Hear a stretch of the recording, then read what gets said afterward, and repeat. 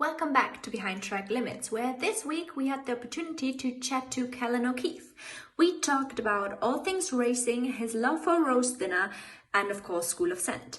We hope you enjoy listening as much as we enjoy talking to him. Yes. Hi, Callan. Yes. Now you should be able to see me. Hello. What would you like to know? I'm an open book. Please ask. Okay. So, we separated the questions into different categories, and we want to start with a few career questions, if that's okay with you. Fantastic. Please. It's nice to talk about racing. It reminds me of the good old days. Well, the first question we thought of was what's your favorite memory of your career so far?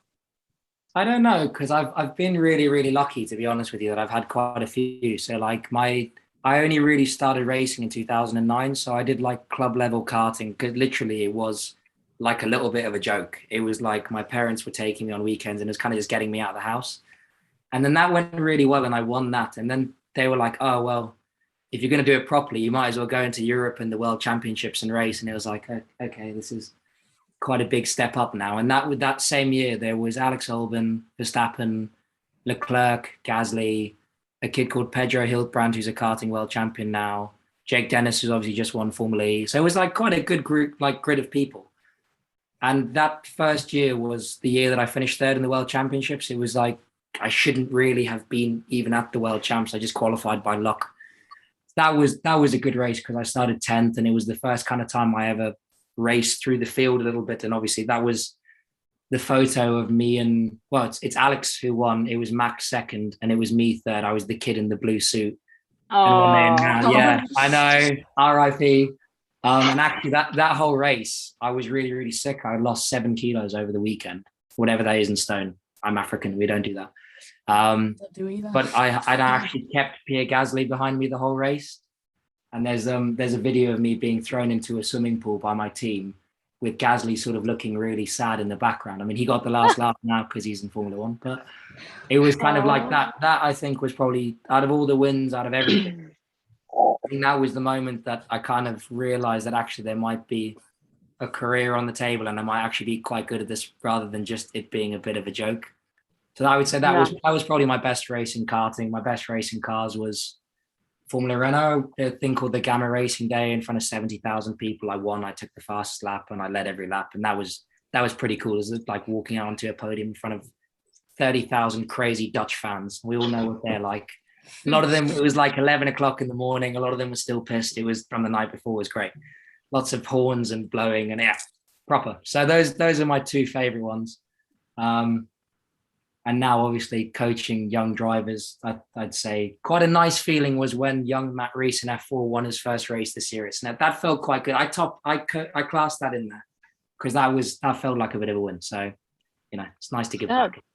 Yeah. What was it like being in the Red Bull Junior program?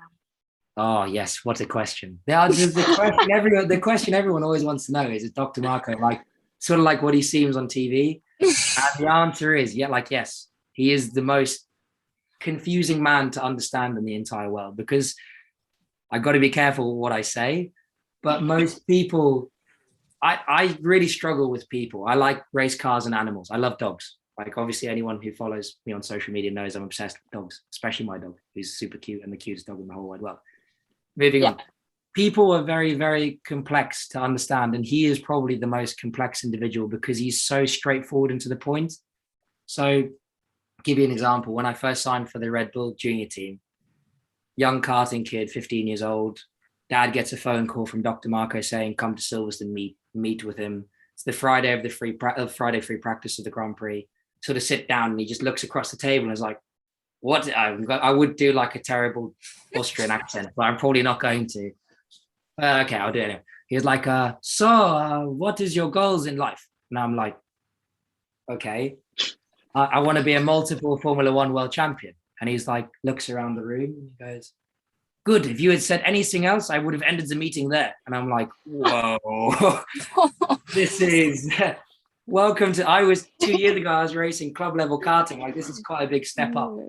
And then my personal favorite moment was so I did 2 years in Red Bull. The first year was Formula BMW. The second year I did German F4, and we had just started testing for German F4, and we were testing at Red Bull Ring, and he came to me and he said, you know, are you going to win the championship this year? And I went, you know, that's the plan.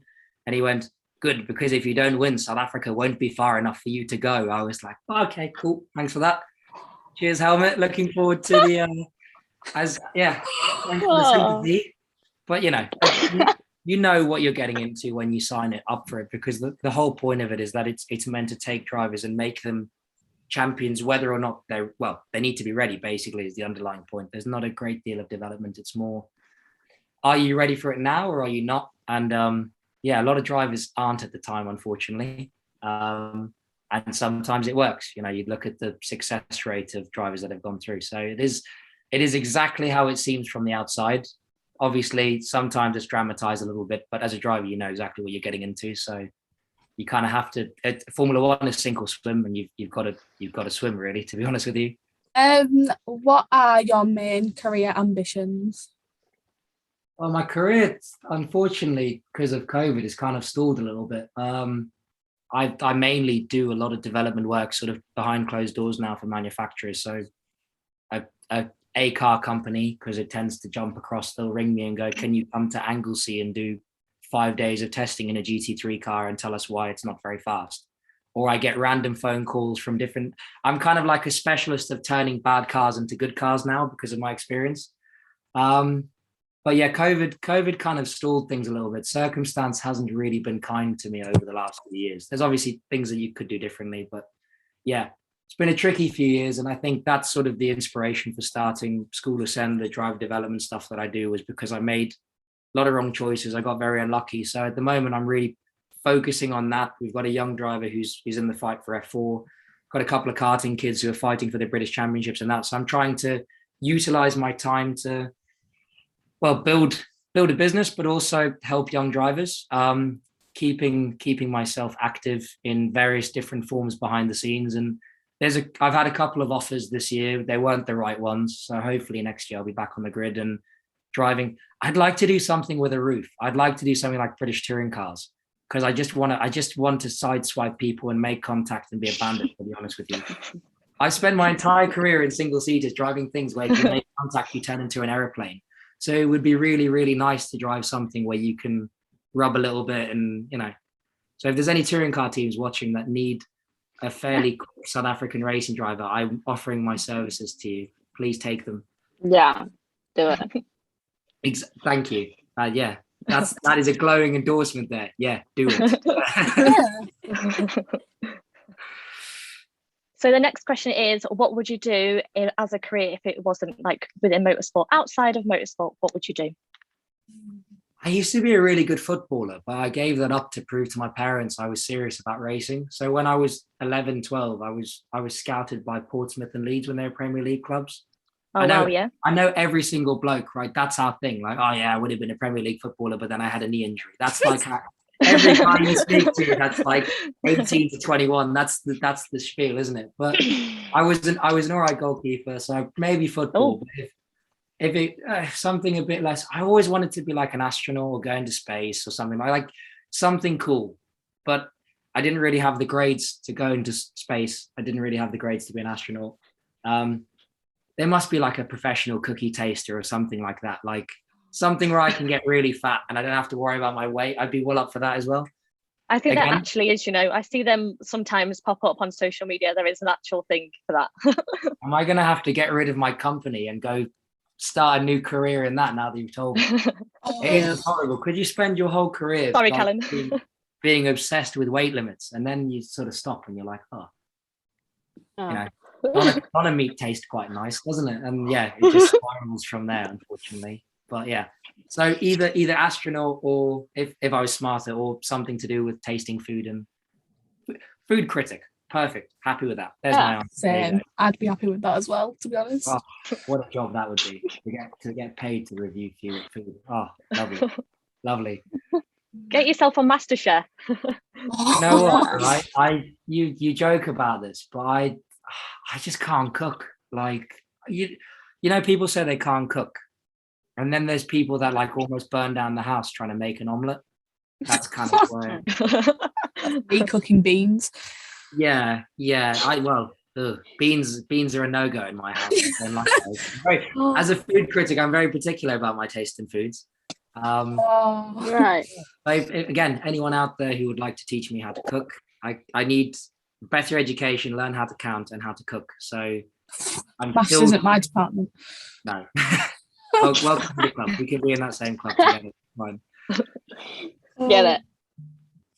Well, you So- talked about football. Oh. What's your favorite football club?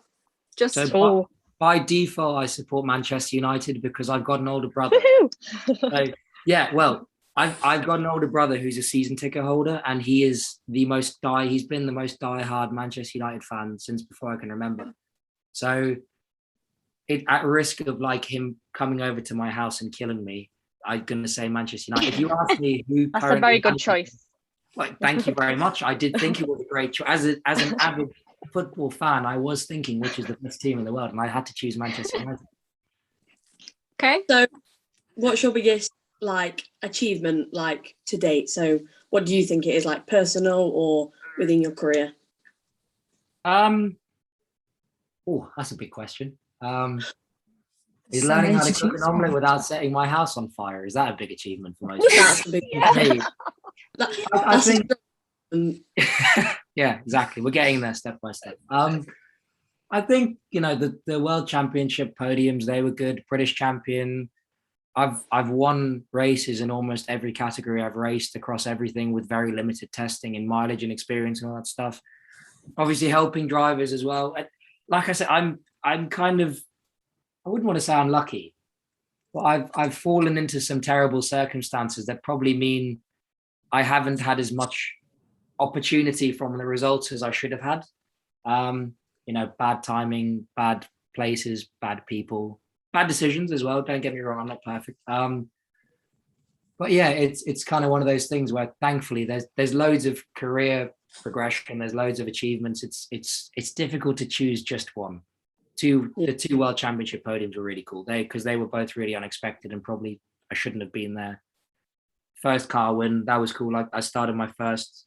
Actually, to be fair, now I'll take the first car race because I stuck it on pole in Formula BMW. I stuck it on pole, fastest lap, led every lap, and won the race. I'll go with that because that was a good race in Sweden, of all places.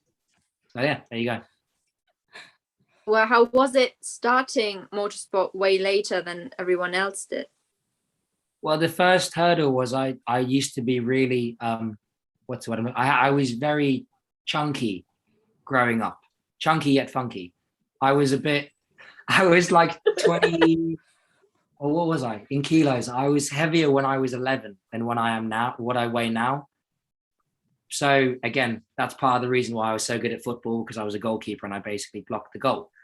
And basically what happened was I sort of said to my parents, because I begged them every day from the age of 4 until I was 12 or 13 to start racing. And I found out what the weight limit was for the category of karting I want to do. And I said, right, if I get myself down to that in a year, you have to buy me a go-kart. It's non-negotiable. Yeah, okay, fine. And then 6 months later, I'd lost 23 kilos, I think it was. So it was kind of like already my back was sort of up against the wall because my parents just hate racing. My dad hates it. My mum hates it. My family hates it. I was the weird kid who was like, can you put the Formula One on, Dad? And he was like, no, you're going to be a rugby player. Shut up. South African. So that, you know, thankfully they supported me and everything. They're amazing in everything they did. But it was really difficult for me to prove to them that it wasn't just a phase and it wasn't just something that I was going to, oh, you're a footballer now, then you're a racing driver, then you're an astronaut. You know, it was like, kind of had to prove the seriousness of that side of things. And thankfully, when I got into it, they did throw everything behind it. You know, they gave me full support, full backing, argued with schools about me missing loads of time. I basically, from the age of 13 to like when I left school at 17, I didn't actually really attend school, hence the counting problem. So the biggest thing was actually trying to convince someone to let me start. But as soon as I got into it, it was actually quite easy thanks to the people around me, to be honest. Did that help in developing your mental strength? That Yeah, you had to go quick. Yeah, you kind of realize that you haven't got time. Like you know, at the time, for example, like I said, the kids I was racing against were like Verstappen, Albon, Leclerc, Russell, like all of these kids are in Stroll, even Callum, like it was a good grid of kids. And they've been racing for 10 years. They're 10 years more experienced. They're racing with factory teams. Their dads are racing drivers. And you're like, okay, well, I haven't got 10 years to figure this out. Like my parents' literal words to me were, you've got 1 year, do something exceptional. And it was like, okay, cool.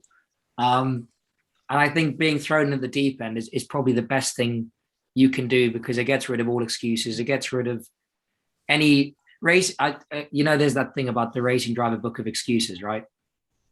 Like a classic saying, racing drivers love making excuses. Oh yeah, I didn't perform because of traffic, because the wind blew in a certain direction, the moon, the stars and the line, the sun all aligned in a different way.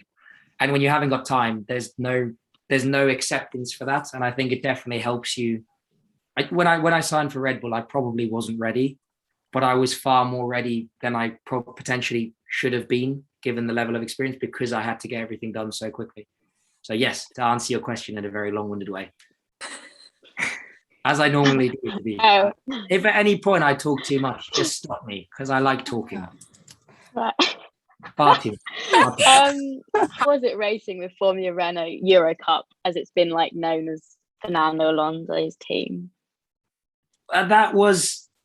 I've got to be careful what I say, because I'm very much an open book, as I said. There was a lot of potential for that year. Like, we had a huge backing from Fernando. It was a new team. We were meant to get quite a lot of support and things, and it was meant to be a mega program. Circumstances transpired. Things got, they just weren't where they should have been. I mean, the phone call initially came. I'd been out of racing for a year. Most of my funding was from Formula One teams. So when Formula One teams stopped funding drivers fully, it made my life very, very difficult. So I kind of bounced around again, racing in America, British F3. I mean, when I did British F3, I did it for like a fifth of the budget of the kid who won it. I still finished consistently in the top three. So I was kind of like scrapping. I did a test in Monza in an old F3 car, the Dallara thing. And then the team boss rang me and went, look, well, we need someone experienced, because they were last and second last at all the tests. Can you jump in and develop the car? And I jumped in the car in Barcelona, and I went P6 straight away against like Piastri, Smollier, kids that have gone on to do good things. And I sort of said to the engineer, I was like, if you want me to get any more lap time out of this, I'm going to kill myself, because it's so undrivable. And then we developed the car over the course of the year. We qualified third, I think, at Silverstone. That was really good. It's one of the best laps I've ever done in my life. And then behind the scenes, the program started to fall away a little bit. And obviously, I think I left. I actually ended up changing teams. A team gave me a free race for Spa, and then I stopped. That was my last race. And it was stuff that went on behind the scenes that really shouldn't have happened. It was all a bit messy.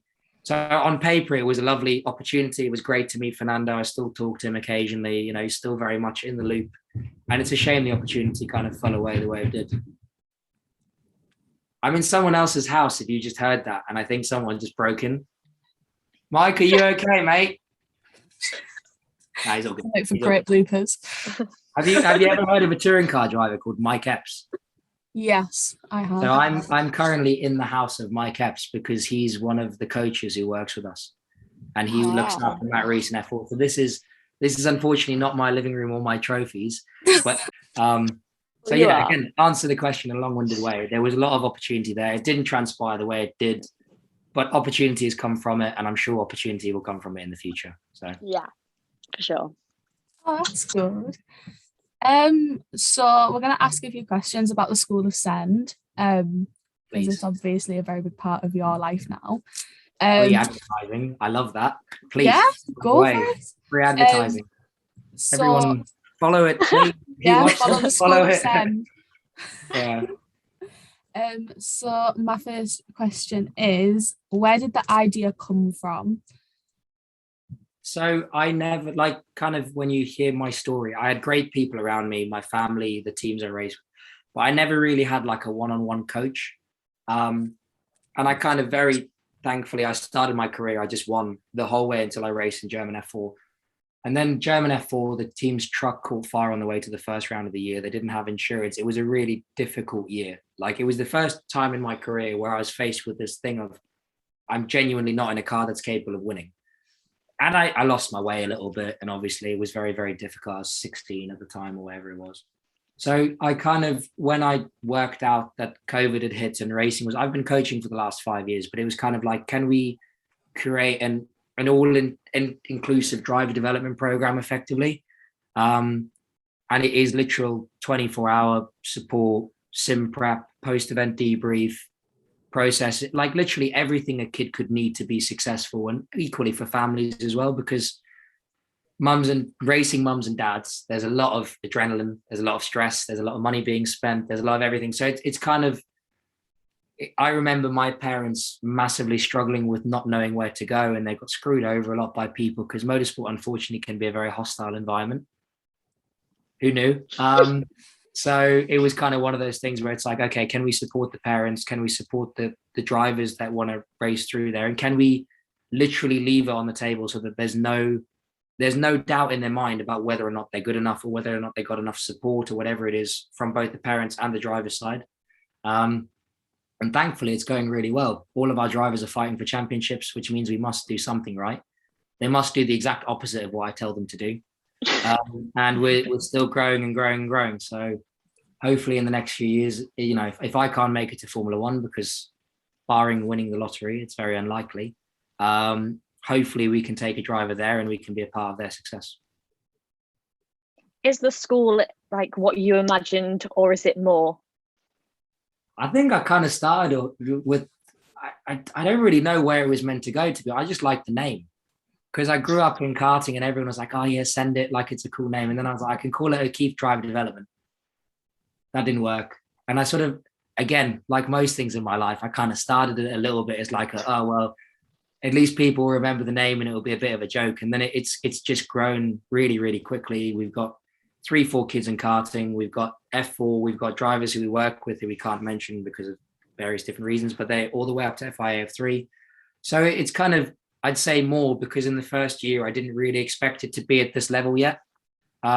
You know, we work with great coaches like Mike. That's the other thing. I can't be everywhere at once. So we've got a great network of coaches that mean that we can provide support to almost any driver who is in the position to take it, sort of thing. And we want to work with as well, because we only want to work with drivers who want to better themselves. So yeah, it's kind of far better than I thought it was going to go. And it still continues to keep growing. So hopefully it just continues. And like I said, hopefully we can get a world champion out of it. That's my goal. What do you like in the future? What do you want to achieve? Obviously, with School of Send, what do you think the future holds? I think, like, as corny as this sounds, from a mentorship point of view, every driver we work with, I just want them to look back when they're older and go, yeah, Mike, Callan, whoever the coach is, they made a difference. You know, they impacted me in a positive way. They upped my confidence. They made me feel like I could do anything. That's the sort of like nice metaphor. The other thing is I just want to win races and make a kid a world champion, to be honest with you. You know, that's the driving force that gets me out of bed every day myself. I'm still trying to race in something. I'd love to go race Le Mans or touring cars, whatever it is, to win championships. So it's kind of satisfying that urge that I feel. And yeah, you know, like I said, we've got Matt, for example. I'd love for him to be British F4 champion. That would be an exceptional achievement in his first year. Even finishing in the top 3 would be amazing. Another young lad in karting as well, fighting for the championship. To start with, it's winning championships and then continuing along with those drivers all the way through to Formula One, WEC, IndyCar, whatever it is they choose to do. So world champions, and yeah, maybe make some money along the way, because you need money to live. You know, I'm not going to say you obviously need that as well. So yeah, there you go. That. But other than what you want to achieve, what's the most rewarding thing about School of Sand? Definitely when you see where you start off with a young driver. I mean, the youngest driver we work with has just turned 10. Like, he is so young. And I think back to when I was 10 years old. You know, I was eating orange crayons and wondering why they didn't taste like oranges. That's the sort of level I was at, you know. And you see these young kids now, and you start working with them from the age of 10, and you see how far they come in even just a space of like a month. And then, you know, the one we've been working with, it's been a year, and you sort of look at it and you go, that is the really rewarding thing. You've taken a kid who was struggling and didn't understand it, and racing was like this hostile environment that he didn't enjoy doing. All of a sudden he's racing at the front, he's fighting for race wins, he's full of confidence, he feels like he can do anything in the world. That for me is the big thing, is seeing a driver personality completely changed through motorsport and through coaching. And that's something we all want to do as a coach, no matter whether it's motorsport, whether it's whatever, it's winning, but also making a positive impact, isn't it? Yeah. Right. Yeah.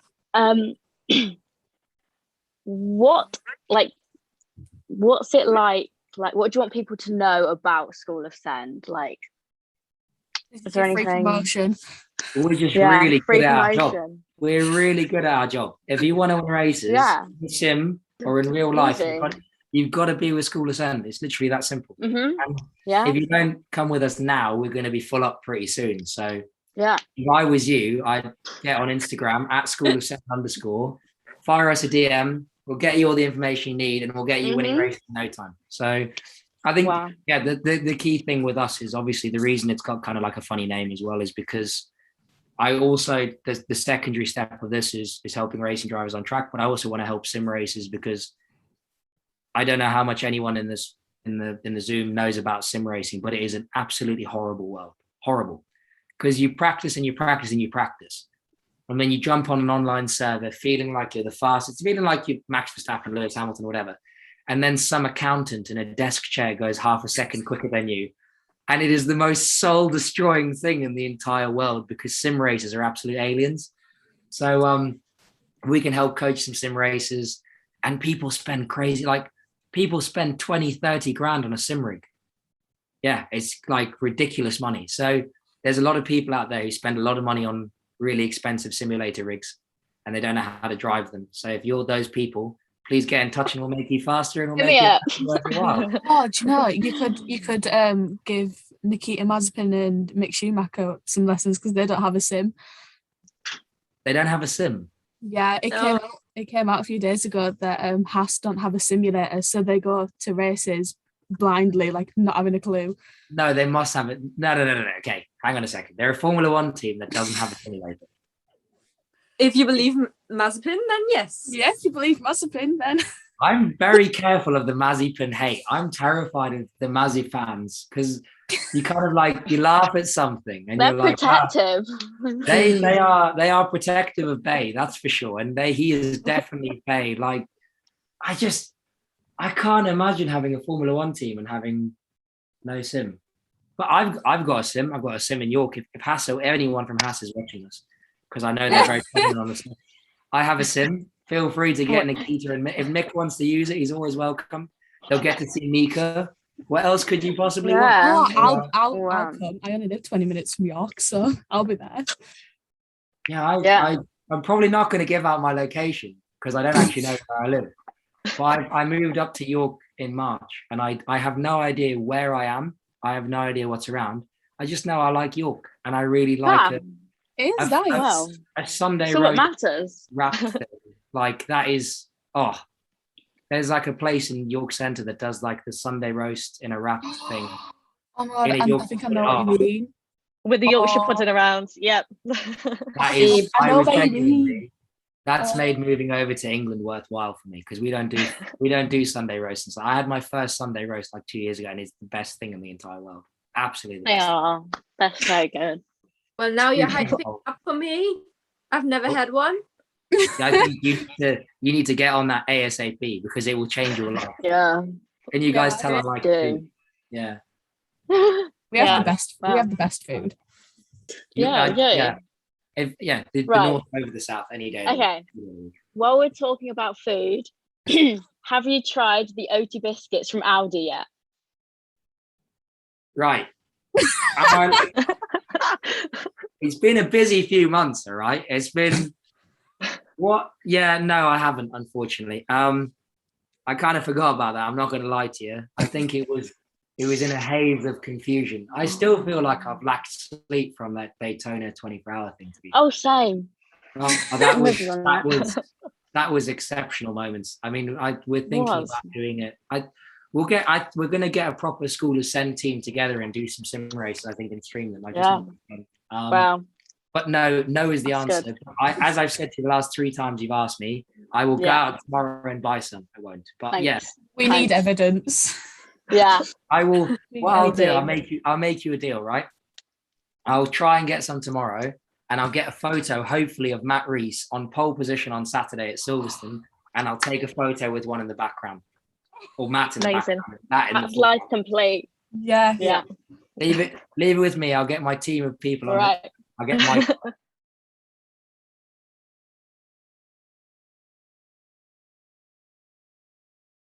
And we'll go. Perfect. All right. So, what's your weirdest food combination? I don't really. I'm quite funny with food because I spent from the age of 15 to 21, even now, to be fair, like eating super healthily because now I'm about 5-6 kilos heavier than when I used to be in full racing shape because I'm just too heavy to be a racing driver. So I need to look stick thin. So I lived off of like chicken and rice, chicken and eggs, chicken and vegetables, fish and vegetables, fish and rice. Like anything that's boring was what I lived off. And then I sort of, I never used to have like mayonnaise, for example. That was something I had to sacrifice if I wanted to hit weight limits. Which, by the way, mayonnaise, when you discover it, I'm glad I left that. Peronaise as well as the other one. That is a weakness for me. But I don't really have any weird food combinations because I've never really tried things. I guess I like all kinds of sushi and stuff like that. So I've had like eel and weird things like that. And then growing up in South Africa, you eat some really weird meats like crocodile. And I do like crocodile, to be fair. That's probably what most people would call weird.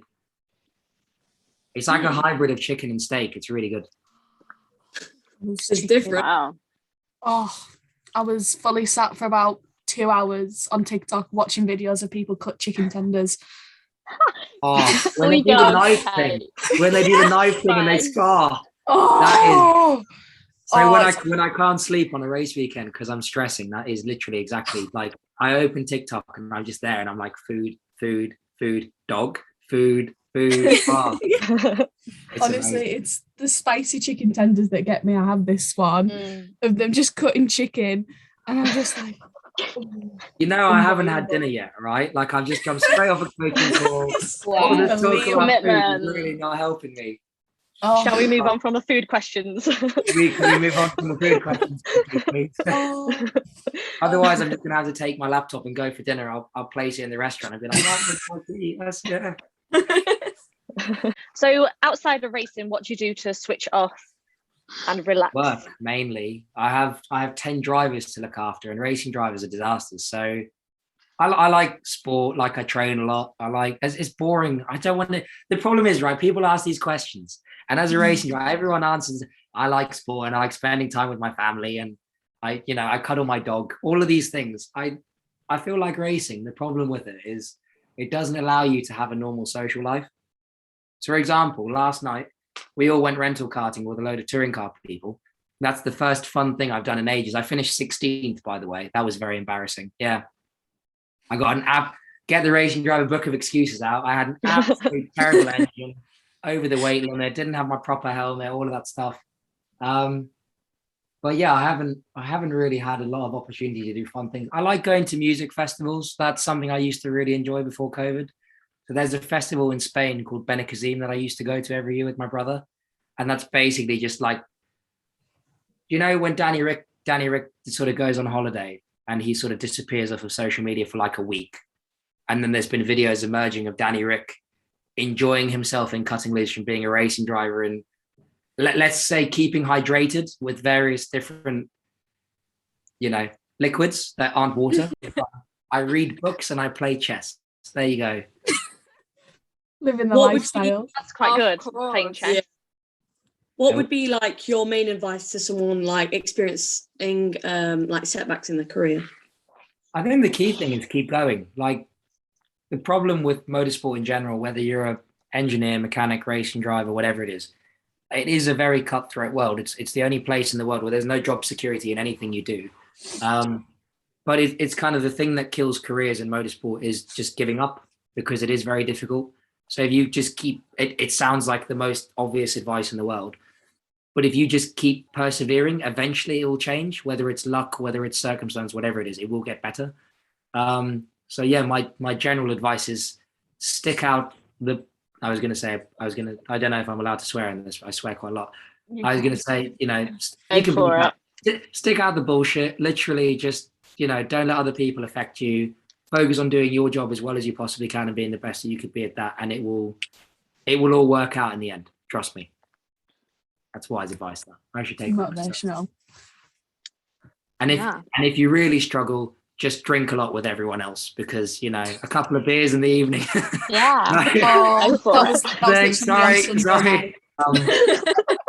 Next question. I get myself in so much trouble. Not to make you any more uncomfortable, but now we're coming to our video question from our viewer. A video question. Oh my God. A video question, yeah. The technology here is This impressive. is high tech. Let's go. I'm ready. Well, let me try. Yeah. Also, why are you drinking out of a glass and not your Hydro Race bottle? Because Mike doesn't have a Hydro Race bottle. Mike, right? You know, good help, good people is really hard to find nowadays.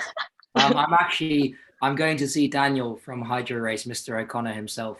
Oh, damn. I'm at Brands Hatch on Monday. I'm driving some supercar hybrid thing. So I'm going to go see Dan on Sunday night for a bit of pre-race advice. And I will, again, for the lovely, adoring people on social media, I will share a photo of me in a Hydro Race merchandise, because he's planning on dripping me in it is fresh drip, to be fair. He's got new hoodies, and anyone who likes a hoodie, buy from hydrorace.co.uk. Anyone looking for a water bottle, buy from hydrorace.co.uk.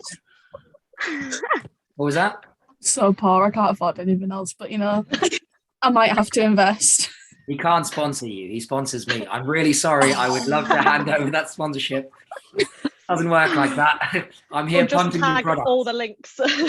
I feel like you guys need to get it. You need to get the podcast sponsored by someone like Hydro Race. I'm gonna have a conversation. I'm gonna have a conversation on Sunday night and see if we can get you a sponsor. Yes, Wow. please. Go for it. Thank you, Callan. By Hydro Race. We'd be very appreciative. Leave it with me. Yeah. I'm sure I can convince Dan.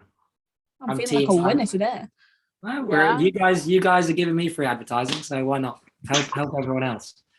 Let's hear this. I'm Sophie, and my question for you is: we've seen on TikTok that your music taste is obviously very good, but what is your go-to hype song, whether it's before a race or when you're in a bad mood?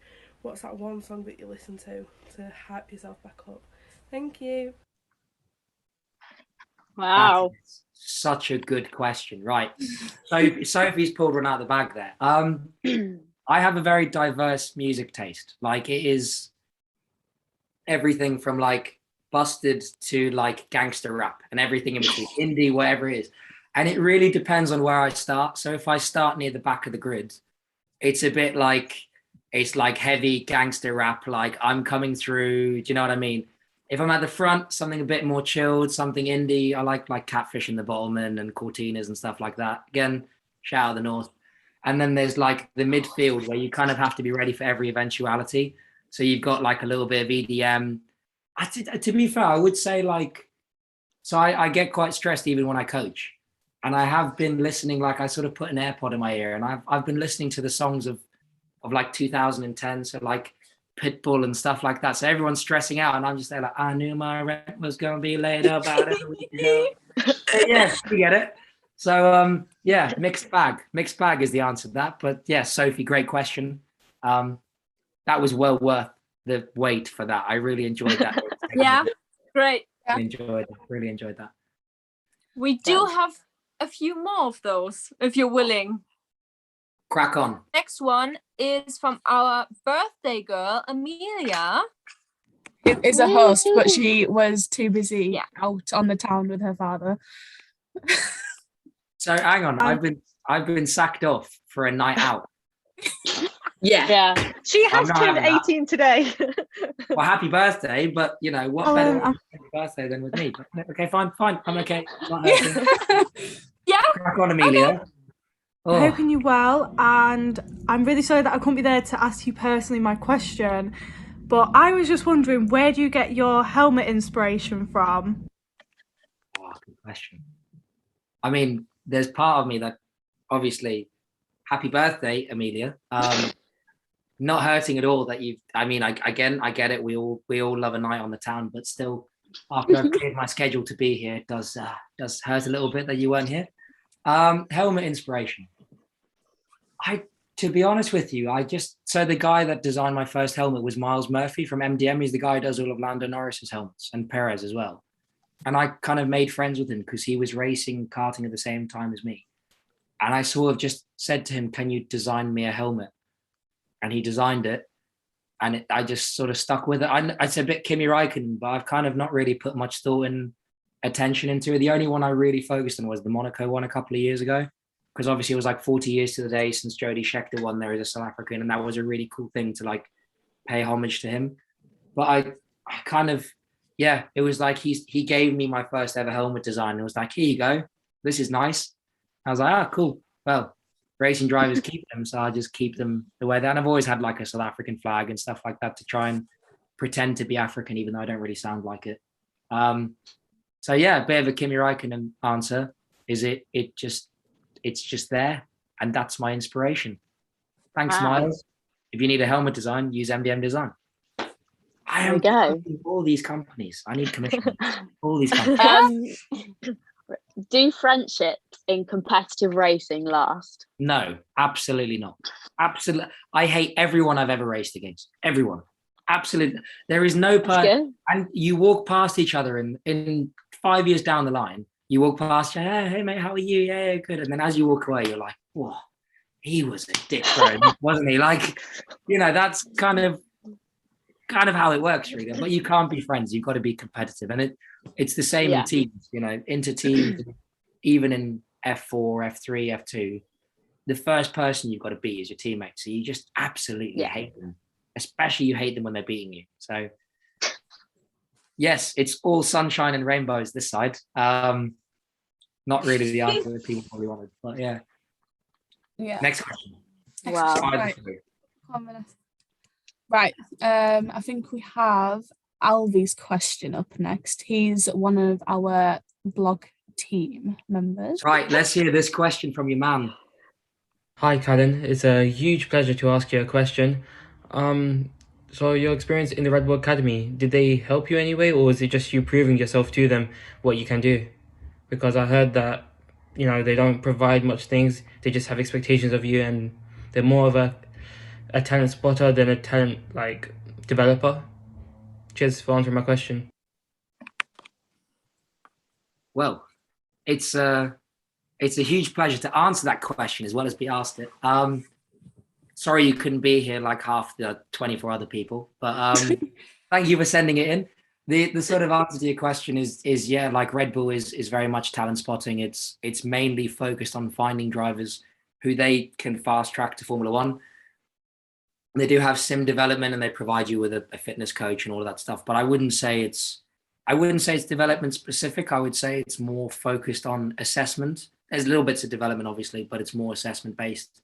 And that's why you see that sort of revolving door of drivers coming through. But I don't think they're making much of a secret that it's like that. That's why there's the reputation. That's why there's even the discussion, to be fair, about what it's like. So, very, very much assessment, sink or swim. And, wow, maybe it's getting a bit better. I don't know. I've been out of touch with that a little bit, but it certainly was in my experience when I was there. They sent me away to Austria to live in Austria when I was 15 for media training. Well, yeah, because you're selling a product, aren't you? Yeah. Lived in Austria, lived in France, lived in Daventry. That was terrible. I do not recommend Daventry to anyone. It's like Northampton area. It's not very nice. Yeah, exactly. Ooh, it's where I am now, especially. It's where Mike's from. He explains why he's so weird. The north is where it's at. I'm a honorary northerner now. I'll happily take that title on board. Oh, yeah. Do it. Everyone's like a celebrity here. I just like Sunday roasts and nice people and open, like clean air, open space, loads of place to walk the dog. Yeah. Yes. I want to go home now. And now I've got to spend another 3 days in Northampton. Ugh. Yeah. Living up here, everyone just assumes you're a farmer. I actually am becoming a farmer, as it turns out. Oh yeah. No, I'm not. I live next to a farm, but there's farms everywhere. I live next to a lovely old couple, and they always bring me fresh vegetables, and I still don't know the name. They're just the nicest people. They're like, "Oh, do you like courgettes?" And I'm like, "Yeah." And then I open my door, and there's a kilo of courgettes on my front porch, and I'm like, "Ah, thank you. Thanks for that." Thanks. Yeah. Looks like it's courgettes for the next week. Shout out to the lovely old couple who bring me courgettes if they're tuned into this, which I'm definitely sure. I've got a question for you. Where do you see Formula One now? Like, what's your opinion on it this season, especially anyway? So, like, I'm a bit of an old school, like, racing. I like loud engines, you know, fast cars, all of that stuff. So I wouldn't say I'm the biggest fan of the sort of like hybrid era of Formula One. But what I'm really enjoying seeing is I'm enjoying watching like Max and Lewis, two drivers at the absolute top of their game, push the limits of what's possible, because they both know that next year everything could change and they could be, well, not competitive, because it's not outside the realms of possibility for it. So I think whilst I've probably not enjoyed the hybrid era of Formula One in general, I'm really, really enjoying this year. I'm enjoying all the controversy and the carnage and watching them crash into each other and push each other off. And you just know that as it gets closer and closer to the point, it's just going to keep getting more and more spicy, for lack of a better term, isn't it? So, yeah, this year I'm really enjoying Formula One. I'm tuned into every race I can, even when I'm away trackside. I've got it up on a phone or something while I'm working with drivers, because it's good to watch. And hopefully, it's just going to keep getting better and better and better. And I don't want Max to win. I just want Lewis to win. Same. Let me down there. Same. I don't want. So last story to end on. I was doing a race in La Conca. It's a track in Italy. In the lead, in the wet. 1 second. Look behind me. Max is there. My team boss has given me a signal, which is basically like, you don't have to defend. The race is done. Go through the corners, and there's like a left and then a double right. And this was the second year that I did in karting, and it was like, kind of had a feeling it was going to be between like 4 or 5 of us for the world champs. And Max was obviously one of them. Esteban was the other. Charles was the other. He beat me that year. Finished second to him. God. But yeah, Max has come over a curb and T-boned me to win a race. Like, he literally just fired me off. And I was quite startled. Yeah, it's very Max, isn't it? I learned a lot from him. But after the checkered flag, I put him in the barrier. I put him and me in the barrier. Like, I just sent him fully. I was so mad. And from that moment, we gained a lot of respect for each other. But I was kind of like, oh, I don't like you. And whilst I massively respect his ability, it's kind of the people you've raced against, do you have respect? Can you be friends? Not really. And equally, I'd like to see Lewis break the record. You know, the era of Max is coming. Let's let Lewis have one more. Yeah. And then we can settle into Max domination soon. So I've redeemed myself there from all the Max fans. Just make sure they get to the end of that clip and make sure you include it. And I won't get angry protesters outside my house. Phil and Margaret, who give me the courgettes, will be well confused when loads of people rock up and they're like, why is there loads of angry Dutch people outside that lovely house? I'll be one of them. I'll be one of them. Like, I'll join you. Wanting Lewis to win over Max. You know what, right? I take it back. We can do 2 clips. I'd really love to see Max win, you know. You want to share both, and then I'm in the clear. Yeah. No, I'm looking forward to seeing what happens, and looking forward to possibly not dying when Max fans come and kill me. That's good. That's a good thing. Pitchforks and orange flares. And, well, I have Just courgettes. Max, I will throw courgettes at anyone that comes near my house, Max fan or not. If you show them an orange carrot, they might forgive you. Yeah. Yeah, I got loads. I'll have to go down and ask Margaret. Just sort me out. Don't ask questions. Ask questions later.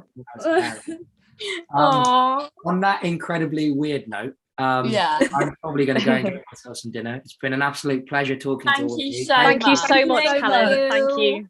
Thank you for having me. He's also ravenous. Well, So, tell Mike we say hi. Say hi. Hi.